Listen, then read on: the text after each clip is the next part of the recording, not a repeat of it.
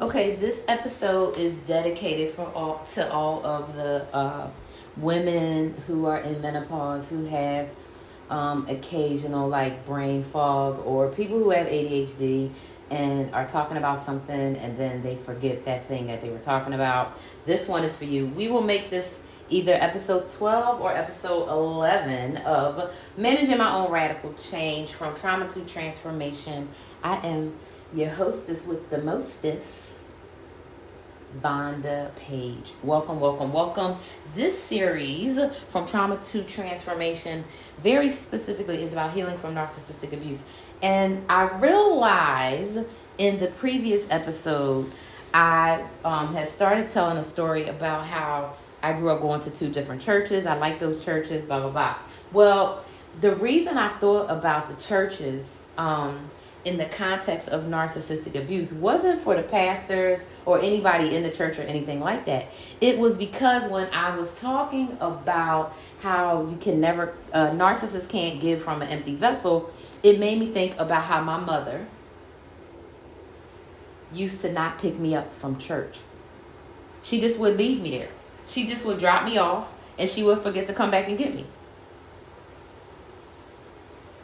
And either the pastor, the secretary, one of the deaconesses, one of my Sunday school teachers, somebody would drive me home. Secretary, whoever was like the next to the last person to leave or the last person to leave.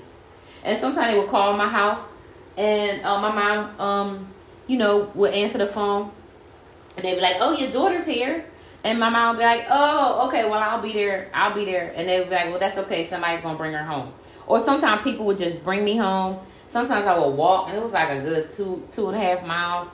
And as a 6, 7-year-old, 8-year-old, it was a bit of a walk. Sometimes I would go to somebody else's house, but sometimes I just would sit and wait for her, because if I didn't sit and wait for her, and I would get a beating for not waiting for her. But she would never come. And so my entire life, right?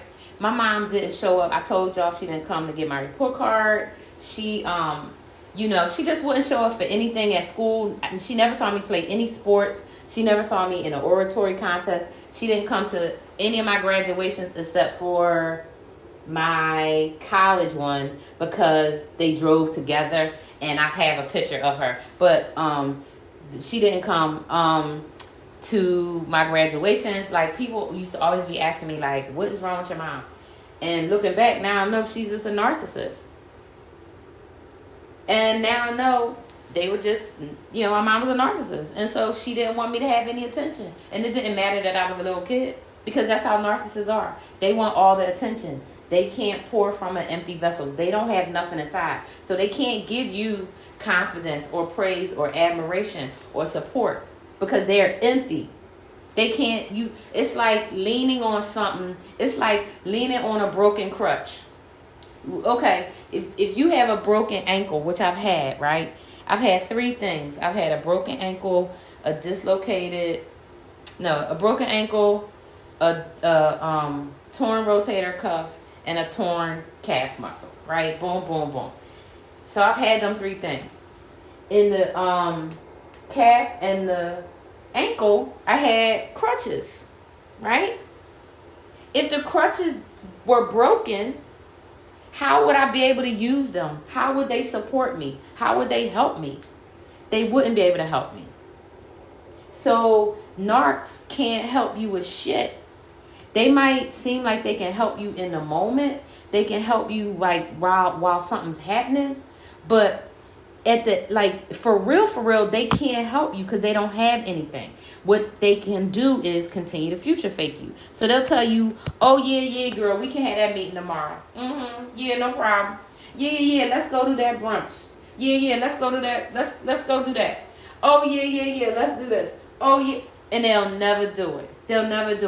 Like I know a person who, she has a friend who has a store, and the store has like really high-end resale items, right? Really, really high-end resale items. She gets the items for free and gives the people a tax slip, right?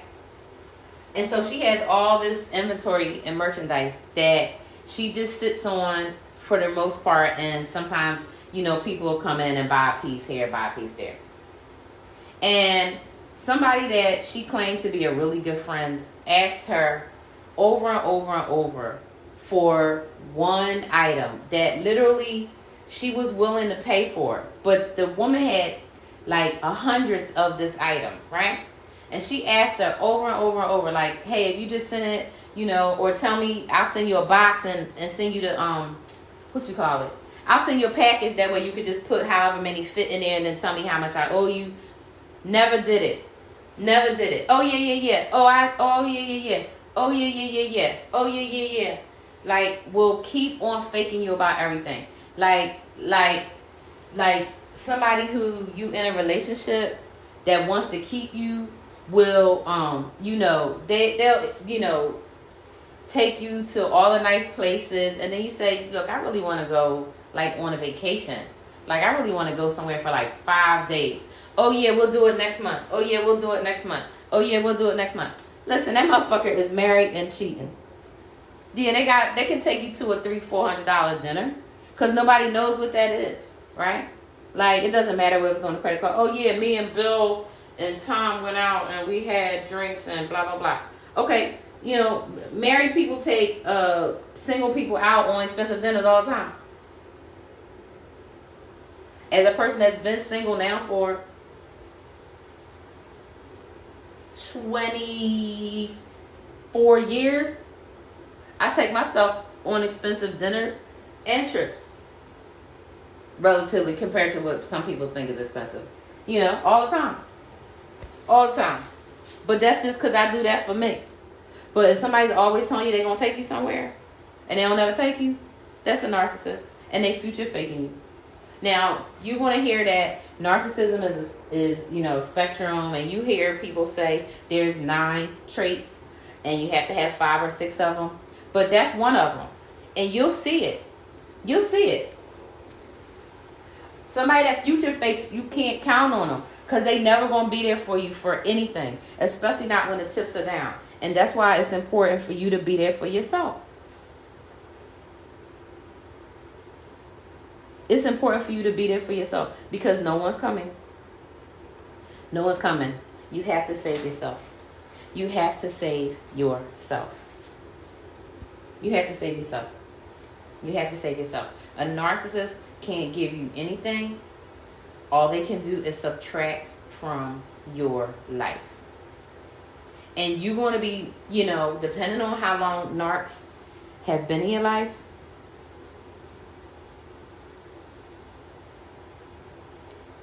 if you've had narcs in your life your whole life like me, you're going to be able to see so many patterns. You're going to be able to see so many patterns over and over and over and over. It's going to be in platonic relationships. It's going to be in intimate relationships. It's going to be in collegial relationships. It's going to be in superior supervisor relationships, subordinate relationships. You're going to see it in every aspect of your life. And you're going to be like, oh my God, this is why everybody thinks I'm so fucking nice. Because here I am, like, knowing that these people are crazy and I'm just trying to get out unscathed. And sometimes it takes 2 years. Like, I talk about the 2-year threshold. Maybe this could be the 2-year threshold. But I'm doing the podcast in order, so it doesn't really matter, I guess. But the 2-year threshold, is after 2 years, I'm like, oh yeah, I usually can't mess around with people. Anybody that's in my life over 2 years, just know you a good person, and I trust you, and I think highly of you because I have a 2-year threshold. Is 2 years I know I could figure out a person, regardless of how long I how much we talk or whatever. But 2 years is the time that it comes out about who you are, and it takes that time for me to dismiss myself from you. Because what happens with me is I'm sitting around thinking like, okay, they're gonna change, they're gonna get better, because I'm falling for the future fake.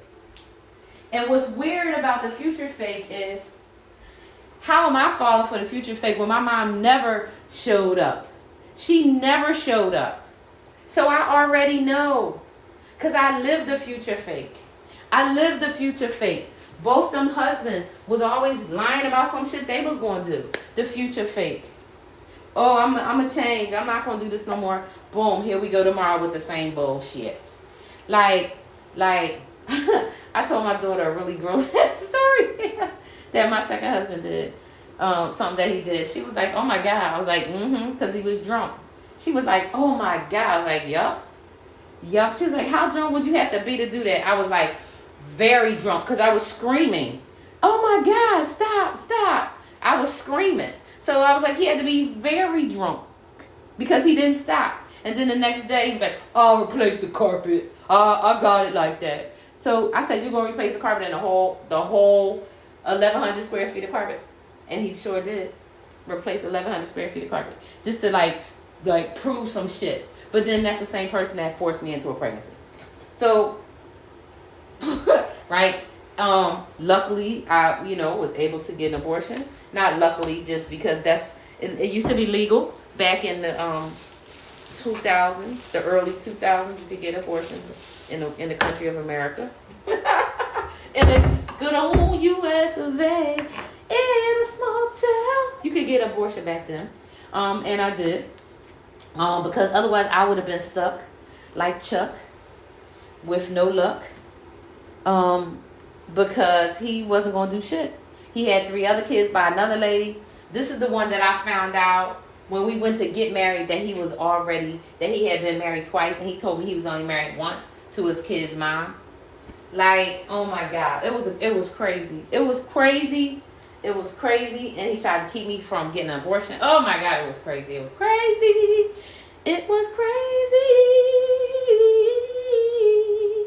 For real, it was nuts. It was absolutely nuts.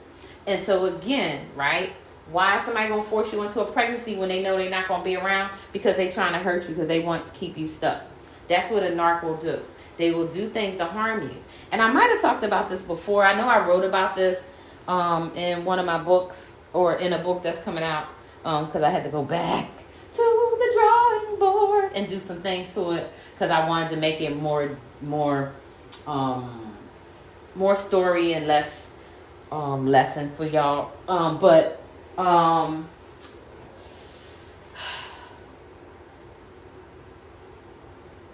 they will do things to hurt you because they want to see you stuck. It doesn't matter what. They don't want you to succeed, but they want you to think that they want you to succeed. They will pretend to be on your side. They will pretend to cheerlead for you. All the while, they won't help you do one thing. They won't help you do anything. And anytime you're looking for them, there's going to be some excuse. And with women use illness, and women always excuse illness. Because I always excuse illness. Guess why? Because when I was a kid, my mom was always sick. She always looked fine to me. Now looking back, oh, she was on drugs. Oh, duh. This is what it looked like to be on prescription drugs. You're always laying around, you know, having mood swings or whatever. And that's what narcissism looks like anyway. So fine. All right.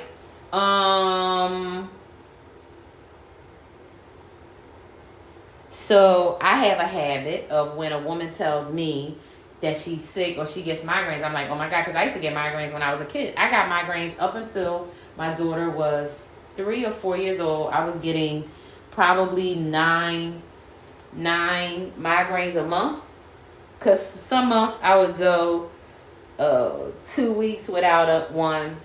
I remember one time I went 3 or 4 weeks without them, and I was so happy. But I used to have several a week. And one night I had a migraine, and I was up late and I was watching the news, and this guy came on TV and he talked about a natural way to get rid of your migraine is through your diet. I was like, what? And it changed my entire life.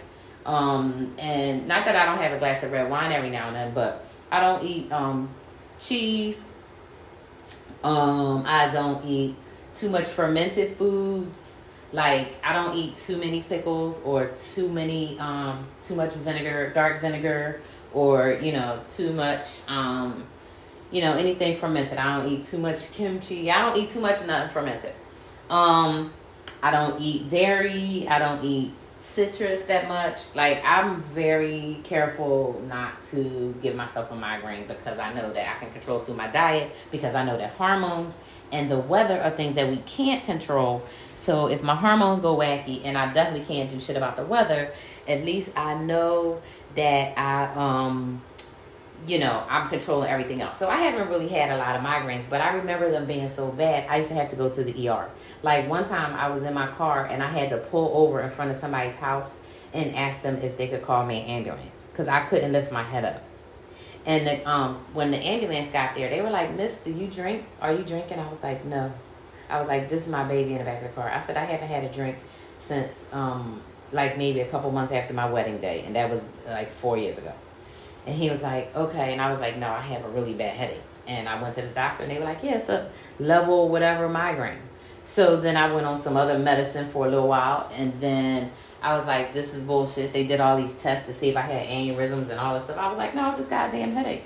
Well, from stress, I'm sure, and from diet, because I changed my diet and I hardly ever get migraines now. When I get them now, they are from stress, hormones, and the weather. It's from those three collide at one time. So when the barometric pressure changes all at one time, and because I'm still in menopause with the hot flashes and this and that, and then like if I travel, I may if I maybe I don't have enough fruit or something like that in my system, I might get a little dehydrated. So, but I really don't get migraines, but I understand them. Because as you can just see from that whole little migraine rant, that I've had migraines. And so my mom, when she used to say she had a migraine, then that was it. I had to clean the whole house. I had to be quiet. I couldn't do nothing. Blah, blah, blah, blah, blah. Right? And so I have a thing. When people tell me they sick, okay, boom, I back off. Okay, do you need me to do anything? Like, don't make no noise. Bring me a cup of tea. Okay. Boom. Then I'm leave the house. Here's your tea. If you need something, you let me know. Right? Cause I'm good. I'm whatever. I want you to feel better. And so, but I'm a quiet person, so whatever. It never could have been nothing. And I remember I had a Walkman by the time I was like 9 or 10 years old. So I could have been in the house and I wouldn't have bothered my mom at all, but she wanted me to wait on her, right? And then, tell me that I made her sick anytime I talked back or said one thing that she didn't like. That's what abuse looks like. But again, you can't give from an empty vessel. But the fact that my mom used to leave me at church, forget to come and get me. But she didn't forget. She just would leave me there. And it would be embarrassing. It would be embarrassing. My mom used to do stuff to embarrass me all the time. And people like, "What's wrong with your mom?" I used to be like, "She's just lazy." And she used to hate that. She used to hate that shit so bad. Stop calling your mom lazy. Well, what do you call it? It would take her 7 minutes in a car. But what is she doing? Sitting on the couch watching football with her husband. Or with her boyfriend at the time. He went from her boyfriend to her husband. So that's what she's doing. She's sitting on the couch watching football. It's Sunday. She dropped me off here. Now it's 5:30, 6 o'clock, sometimes 7 o'clock at night. And I'm still at church from 8 o'clock this morning, and I'm 6 years old. And you asking me questions? Like, it was crazy. It was crazy. That's what they never gonna come for you. They never gonna do what you, they never. I told a story about I had a birthday party. My mom never mailed out the invitations, and when nobody came to the party, she thought it was funny. She was like, "Oh, I ain't mail that. I didn't mail them." And then she was like, "I didn't know you was really serious about the party." Because my aunt helped me decorate and do everything because my mom didn't want to help me do anything. So I had to do everything myself. And then I had a party and nobody came. And my mom thought it was funny. And then she's like, "Well, you can call your cousins. Your cousins can come over." And then everybody started coming over like, "You don't have no friends?" I was like, my mom didn't send out the invitations. Everybody was like, "Oh my God." And then one of my aunts and my mom got in a fight about that shit too. Might have been the aunt whose house it was at. I mean, they don't have shit. They can't give shit. So, for this episode, I want to close out by giving, I want to talk to the kids out here. However old you are, as a kid. A kid for me is somebody under 35. Because I feel like my best friend, her oldest kid is 10 years older than mine, and we're the same age. So I feel like I could have been a mom at 20. And so if you're under 35, you're a kid to me. But here's my advice. If your parents never have apologized to you for harming you, for beating you, putting you on punishment, embarrassing you, doing fucked up shit to you, if they never apologize, you don't have to act like everything is okay. If you're still in a relationship with the person, you don't have to act like everything is okay. If you're still in a relationship with a person who harmed you, you don't need to do that. But what you need to do is you need to heal you. You need to acknowledge the harm that they caused you, and you need to radically accept that they never going to apologize, they never going to make up for it, and nothing's going to ever change. And that the longer you stay in a relationship, the more and more and more and more and more of a one-sided investment you making. You're making a one-sided investment. You're making an investment that's not giving you no return. You're making an investment that's not going to give you any return at all. And I want to encourage you to not make that investment. I want to encourage you to make an investment in yourself.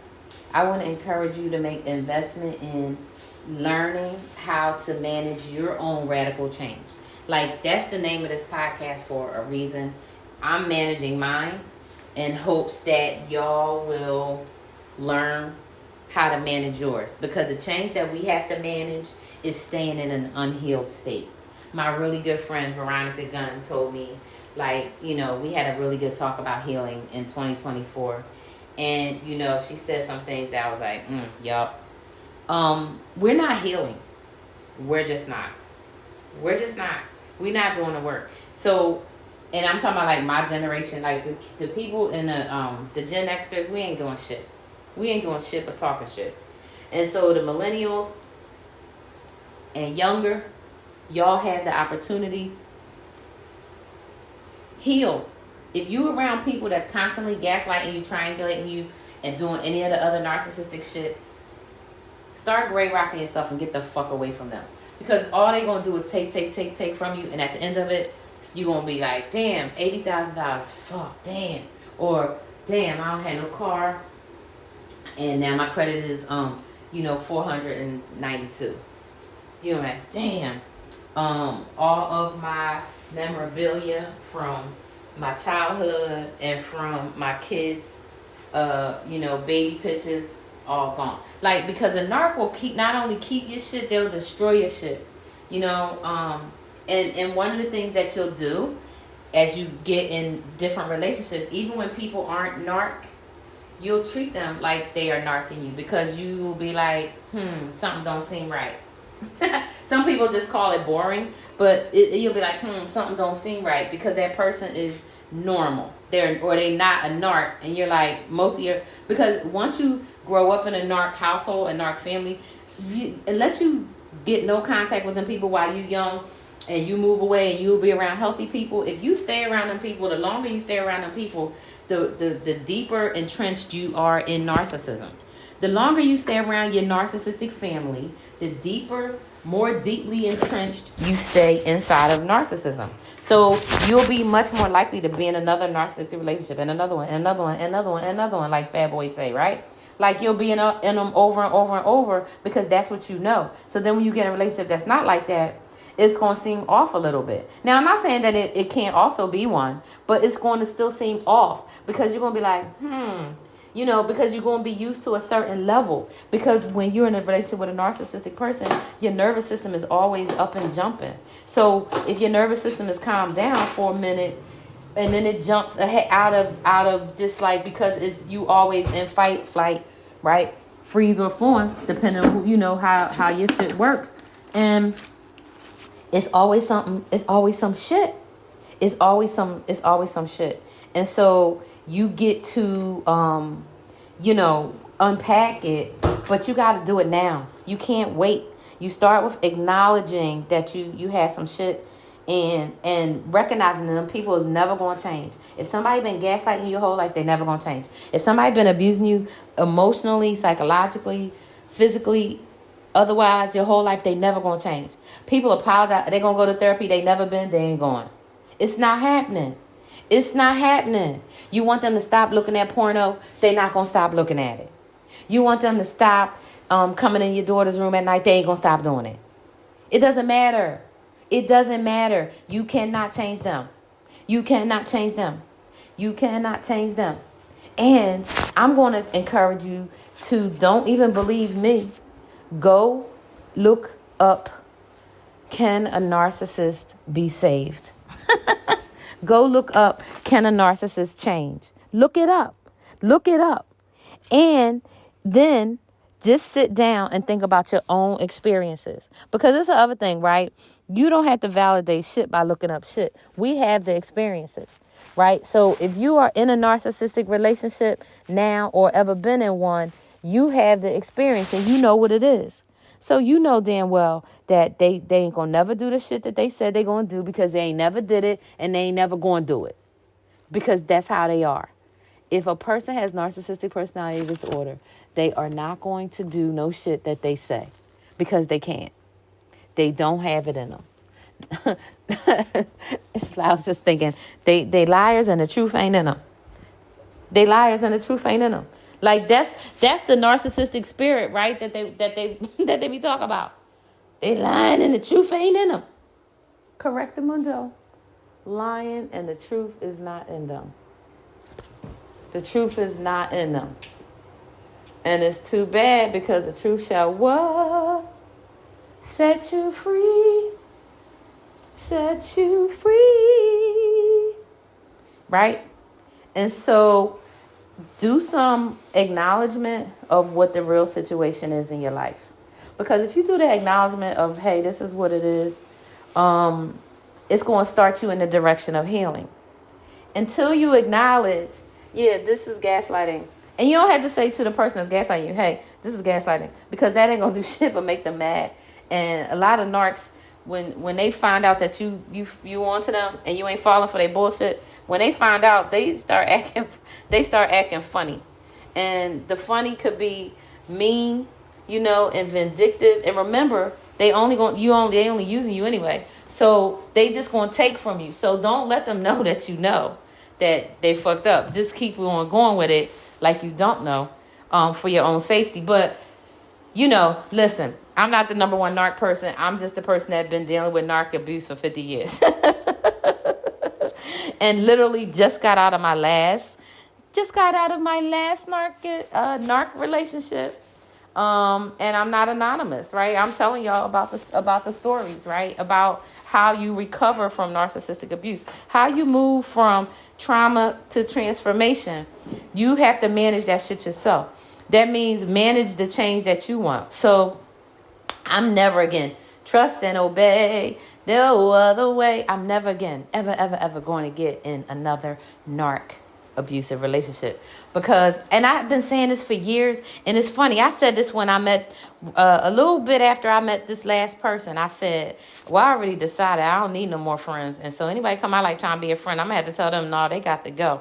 So then the person came in as a business associate. Damn it! They mirrored me. Because that's what them narc do, y'all. They mirror you.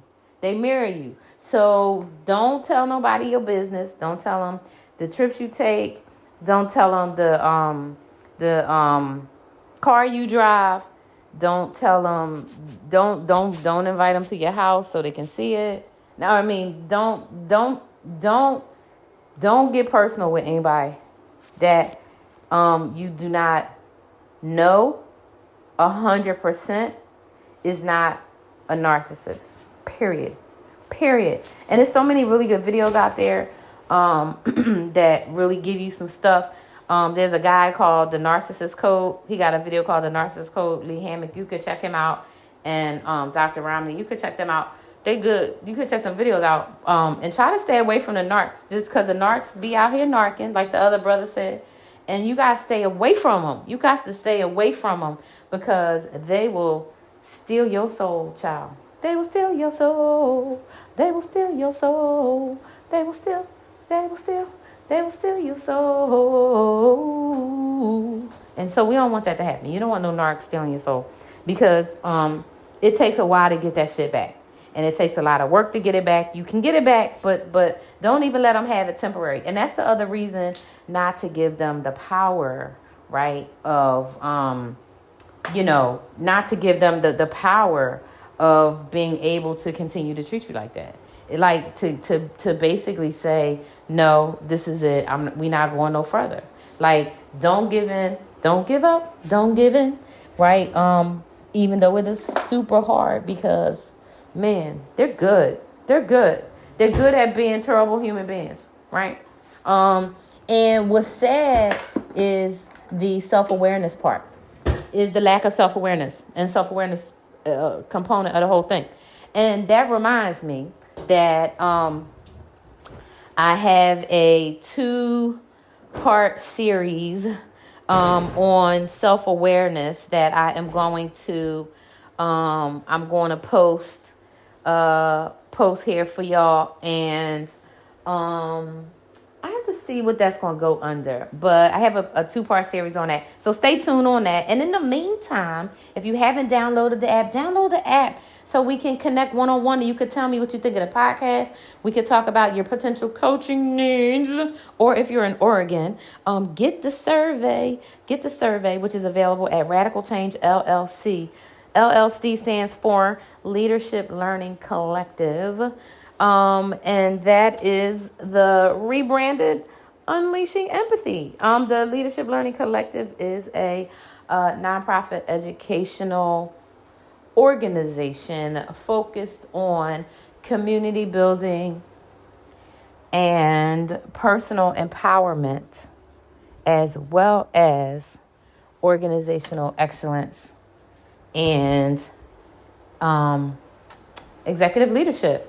And the idea is to bring the very specific, very focused, necessary training in affordable ways, utilizing the tactics, techniques, time, and tools that's really going to drive results.